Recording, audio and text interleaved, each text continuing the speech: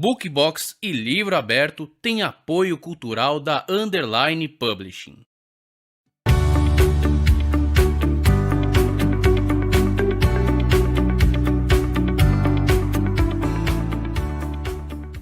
Mas hoje estamos iniciando a temporada 2023 do nosso querido Livro Aberto, o terceiro ano seguido de realização do Livro Aberto, mas que tem uma novidade muito especial esse ano. E quando é para contar novidades sobre as nossas atividades de literatura, é claro que a gente convida a coordenadora do projeto, nossa querida amiga, premiada escritora Nereide Santa Rosa, que fala direto de Orlando agora. Boa noite.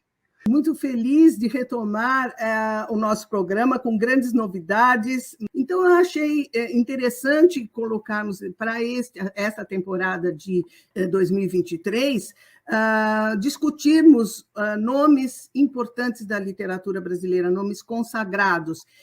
Porque eu acho que o cerne da mudança para esse ano é essa busca que as novas gerações têm por informações, por revisitar de uma maneira mais profunda e através de especialistas, através de gente da área, esses nomes extraordinários da nossa literatura, que nunca é demais trazê-los de volta. Portanto, eu acho que foi uma grande ideia e não existe nome mais absolutamente óbvio para se iniciar uma série como essa do que Machado de Assis, considerado o pai da literatura brasileira. E uma coisa interessante para a gente deixar claro aqui é que nós teremos mais nomes, né? O próximo, por exemplo, vai ser Clarice Lispector, teremos Jorge Amado, e esta noite temos, então, um time de super especial, e eu vou chamar cada um, eu peço que cada um diga boa noite, quando eu chamar, por favor. Adriana Mairink, de Portugal. Olá, Adriana, tudo bem? Boa noite, Nereide. Boa noite a todos. É um prazer imenso estar com vocês. Obrigada pelo convite. Adriana é editora, escritora, tem a Infinita em Portugal, né? Contista, e é uma ativista que transmite, assim, leva para Portugal os autores brasileiros. É responsável pelo Mulherio das Letras de Portugal, não é isso, Adriana? Isso, exatamente. E também um projeto maravilhoso que é o Conexões Atlânticas, né? E agora eu chamo o Carlos Gildemar Pontes. Uma saudação especial a todos os que irão assistir o Livro Aberto, hoje com uma homenagem belíssima a um dos maiores escritores da humanidade, que é o nosso Machado de Assis. Gildemar é escritor, doutor em letras, professor de literatura, tradutor, revisor e ghostwriter. Coordena o Círculo de Pesquisa em Literatura, Estudos Decoloniais, Identidade e Mestiçagem da Universidade de Campina Grande. Perfeito. Tem 23 livros publicados e vários prêmios literários. Eu chamo o nosso próximo convidado, que é o Tony Brandão. Olá, Tony. Oi, pessoal. Oi, Nereide. Boa noite. Tudo bem? Alegria estar com vocês aqui. Maravilha. Tony é autor multimídia com projetos de êxito em literatura, teatro, televisão, cinema e internet. Seus livros ultrapassam a marca de 2,5 milhões de exemplares vendidos. Publicou em 2021 o romance Dom Casmurro, o filme, livro baseado na obra de Machado de Assis, que a gente vai conversar aqui também sobre essa obra. Agora, o nosso último convidado, Ives Goulart. Olá, Ives! Olá, Nereide. Boa noite a todos. É uma honra enorme estar aqui no Livro Aberto.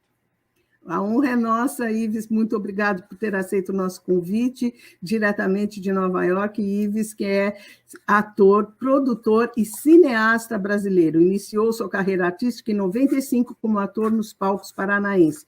Formou-se em cinema e pós-graduou-se em educação. É recebedor de vários prêmios na área de cinema, e seu mais recente trabalho foi a produção e direção do documentário sobre Machado de Assis. O documentário chama-se Machado 21, que é sobre Machado de Assis, um simpósio que teve sobre o Machado de Assis aqui em Nova York, que eu acompanhei daquele ano, com entrevistas com Nelson Pereira dos Santos, e como que o nova-iorquino, né, viu o Machado de Assis sendo exibido através dos filmes do Nelson Pereira dos Santos e estudado através da literatura. Então, nós vamos seguir aqui com a nossa conversa, sabendo que Machado de Assis nasceu em 1839, morreu em 1908, e é considerado, por muitos críticos, o maior escritor brasileiro de todos os tempos e, sem dúvida, um dos maiores da língua portuguesa. Foi autodidata, conheceu os grandes nomes da literatura universal sozinho, publicou seu primeiro poema aos 18 anos, período que começou a trabalhar como jornalista, também, escrevendo artigos sobre política. Mas os seus textos narrativos que fizeram a sua fama, começando por Contos Fluminenses, em 1870. As Memórias Póstumas de Brás Cubas, em 1881, é uma de suas obras-primas e marca a saída da chamada fase romântica para o realismo. Depois vieram joias como Quincas Borba, Dom Casmurro, Esaú Jacó, e foi o primeiro presidente da Academia Brasileira de Letras. Eu vou fazer uma pergunta para todos. Eu queria que cada um desse opinião sobre essa primeira pergunta. Vocês consideram que o escritor Machado de Assis é um exemplo para os escritores brasileiros da atualidade ou não? Ele está esquecido pelos jovens escritores ou não? Eu posso falar. Eu acredito que sim, Nereide. Machado de Assis, dentro das escolas, ainda ele é estudado, né? É um tema do escrito do Machado, de todo da obra dele, tem uma linguagem muito coloquial, muito cotidiana, apesar de ser de 1800 até 1900, teve, né, uma influência na formação de leitores e de escritores. Eu acho que até hoje, a formação dos jovens dentro das escolas, pelo realismo, pela crítica à burguesia, por toda a sistemática que envolve os livros do Machado, na atualidade, eu acho que continuam muito, muito atuais e são um grande exercício para todos nós que convivemos, né, com toda a obra do Machado. Eu acho que ele retrata muito bem o cotidiano, a vida, o ser psicológico de cada personagem, o realismo, né, e isso é muito atual também. Né? Perfeito. Gildemar. Bom, eu como professor de literatura de uma universidade federal, eu posso dar o testemunho que hoje em dia é muito difícil nós levarmos o aluno ao livro, à leitura. A concorrência com as redes sociais é terrível, né?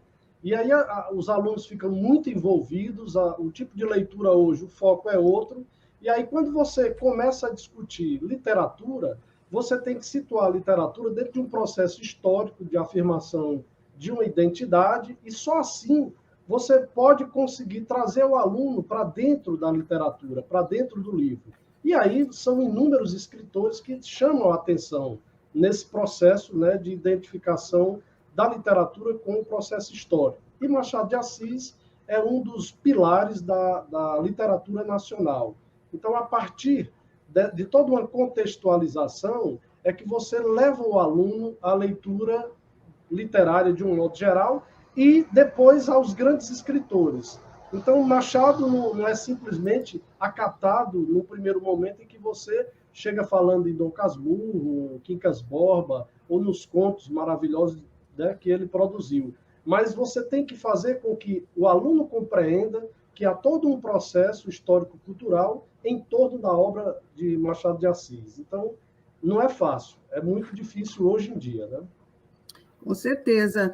E aqui nós temos dois produtores, vamos dizer, e escritores, o Ives e o Tony, que trouxeram de alguma forma, contribuem para esse entendimento que a gente quer tanto que os nossos leitores jovens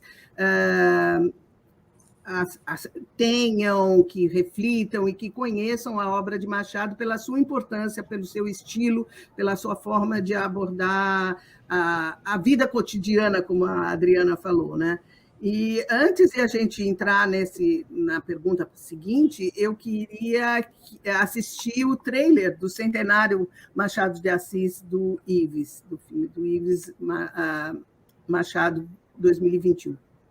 Não. Bom, vamos fazer o Centenário de Machado de Assis. Tem várias maneiras de você abordar esse tipo de efeméride, uma data significativa, uma data solene. O centenário pode ser menos solene. Eu acho que a nossa cultura tem essa tradição. As notícias de hoje seriam uma rica fonte de inspiração para as crônicas de Machado de Assis. E sobre as vacinas? A vacina não se deve limitar ao corpo. É preciso aplicá-la à alma e aos costumes, começando na palavra e acabando no governo dos homens. Esses textos têm mais de um século, mas parece que foram escritos hoje. Machado está na moda, está no cânon do passado, está nas possibilidades do futuro. 圣诞子夜弥撒，马查多德、阿西斯著。我一直未曾能够弄明白。 É interessante como Machado, 100 anos depois, mostra como ele estava atual. Ele criticava com humor a política. E que ele teve uma mestria fantástica. Usar isso em trabalhar essa humanidade. Então, Machado de Assis não é prisioneiro nem do seu país, nem do seu século. Ele é um homem do mundo e um homem do século XXI também.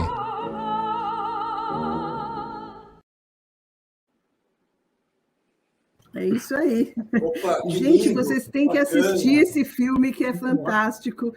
Agora eu vou querer que o Ives explique um pouquinho para nós, seja bem entusiasmado, porque realmente eu sou, né? Eu sou fã. Você produziu uma obra baseada em Machado e eu quero que você me diga por que os seus objetivos, as suas fontes de pesquisa, como é que foi todo esse processo. Depois o Tony vai falar do livro dele, do Dom Casmurro, que tem a ver também com o cinema. Depois a gente ainda vai encaminhar isso. Então vai, Ives. Então, Nereide, é interessante que na sua pergunta inicial, você estava perguntando se a gente considera o Machado de Assis como exemplo para os escritores da atualidade. Exato. Eu acho que a palavra ela é mais do que exemplo, ela é inspiração, né? Inspiração numa obra literária que trouxe cartas de um passado que a gente pode revisitar hoje, que vai além da história em si, mas traz costumes, traz uma religiosidade ou não, traz, até se a gente analisar detalhes de figurino, traz detalhes de como uma sociedade vivia naquela época, diferente do que a gente vive hoje no mundo atual. Como que esse Machado de Assis do século passado se comunica com o século XXI? Foi o desafio de poder fazer um documentário onde Nova York estava celebrando esse autor, né? A professora Lídia Santos, que está no documentário, estava introduzindo para os jovens americanos esse escritor que, digamos assim, estava um pouco esquecido. Normalmente, quando se fala na América Latina, se pensa muito do Garcia, né? Então, o Machado é aquele escritor brasileiro que o público americano não estava ainda habituado a conhecer, por falta até de alguém investir nisso. A gente sabe que o professor Gregory Rabassa, que foi um grande intérprete de Machado, também estava empenhado em traduzir as obras, e assim ele o fez. E logo depois desse simpósio, desse encontro com Machado de Assis aqui em Nova York, percebeu-se que houve muita venda dos livros de Machado, né? Saiu matérias no New York Times, a televisão americana cobriu, né? O Nelson Pereira dos Santos esteve aqui no Lincoln Center exibindo Memórias Póstumas do Brasil, Aloísio Muito Louco, né, em cima da obra dele, do Machado de Assis. Então, todo esse movimento de Machado de Assis fez com que americanos e estudantes de literatura ficassem curiosos. O meu objetivo com esse documentário foi registrar a passagem desse movimento, da presença do Nelson Pereira dos Santos, da presença de outros pensadores, como o professor Paulo Sérgio Rouanet, aqui em Nova York, para falar de Machado de Assis ao público americano. Então, o meu objetivo foi fazer um registro de documentário, mas com pé também no jornalismo, uma vez que a gente não pode esquecer que o Machado de Assis também era jornalista, né? Também tinha uma linguagem voltada ao jornalismo, ele foi tipógrafo, ele tinha uma linguagem na época dele voltada à massa, né? Se a gente se distanciou um pouco disso porque a linguagem sofreu uma transformação, se a linguagem sofreu uma evolução, né, isso é um problema da linguagem, né? Mas o público da época conseguia ler Machado de uma forma como a gente lê hoje de qualquer autor contemporâneo, né?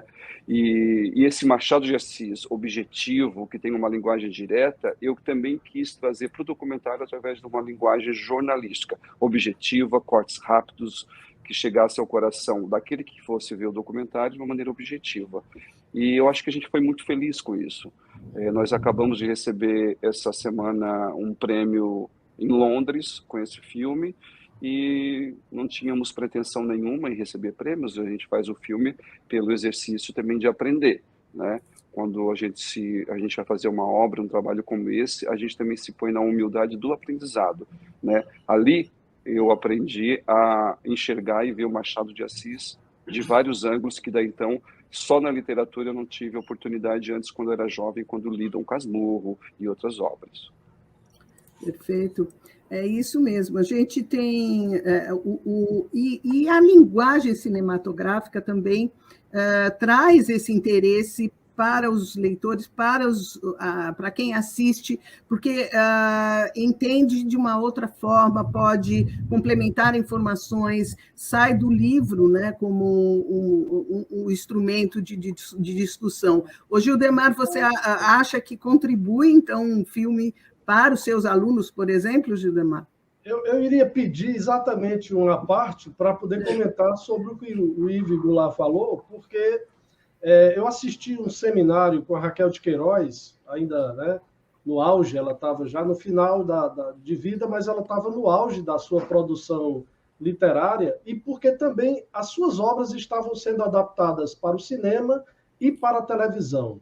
E foi perguntado a ela se a obra de arte que é vertida para a linguagem cinematográfica ou de TV não perderia muito da literariedade, daquilo que é o foco principal de uma obra. Ela disse, olha, isso é o de menos importante. O importante, quando uma obra é vertida para uma outra mídia,